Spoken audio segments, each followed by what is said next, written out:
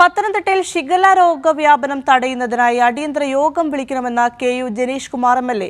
ജില്ലയിൽ 10 വയസ്സുകാരിക്ക് ഷിഗല്ല സ്ഥിരീകരിച്ചതിനു പിന്നാലെയാണ് ആരോഗ്യമന്ത്രിക്ക് ജനീഷ് കുമാർ കത്തയച്ചത്. വിവരങ്ങളുമായി പത്തനംതിട്ടയിൽ നിന്നും സുജു ടി ബാബു ചേരുന്നുണ്ട്. സുജു, ഇപ്പോൾ ഈ ഒരു ഷിഗല്ല രോഗവ്യാപനം തടയുന്നതിനായിട്ടാണ് അടിയന്തര യോഗം വിളിക്കണമെന്ന് കെ.യു. ജനീഷ് കുമാർ ആവശ്യപ്പെട്ടിരിക്കുന്നത്. എന്തൊക്കെയാണ് കൂടുതൽ വിശദാംശങ്ങൾ?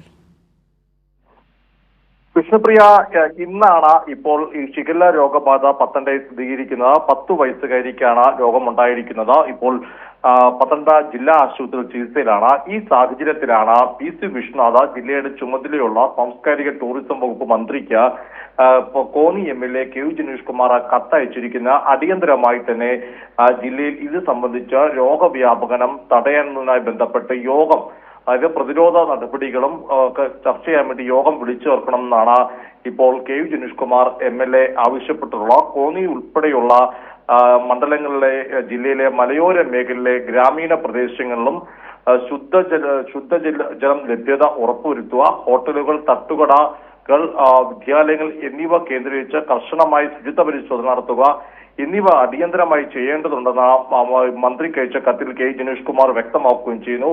കിണറുകളുടെയും മറ്റു പൊതു കുടിവെള്ള സ്രോതസ്സുകളുടെയും ക്ലോറിനേഷൻ പ്രക്രിയ യുദ്ധകാലാടിസ്ഥാനത്തിൽ നടത്തി പൂർത്തിയാക്കേണ്ടതുണ്ട്.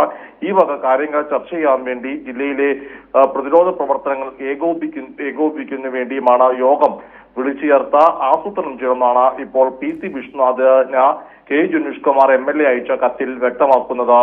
വിഷ്ണുപ്രിയ, ശരി, പത്തനംതിട്ടയിൽ ഷിഗല്ല രോഗവ്യാപനം തടയുന്നതിനായി അടിയന്തര യോഗം വിളിക്കണമെന്ന കെ.യു. ജനീഷ് കുമാർ MLA. ജില്ലയിൽ 10 വയസ്സുകാരിക്ക് ഷിഗല്ല സ്ഥിരീകരിച്ചതിന് പിന്നാലെയാണ് ആരോഗ്യമന്ത്രിക്ക് ഇത്തരത്തിലൊരു കത്തയച്ചത്. വിവരങ്ങളാണ് പത്തനംതിട്ടയിൽ നിന്നും സുജു ടി ബാബു നൽകിയത്.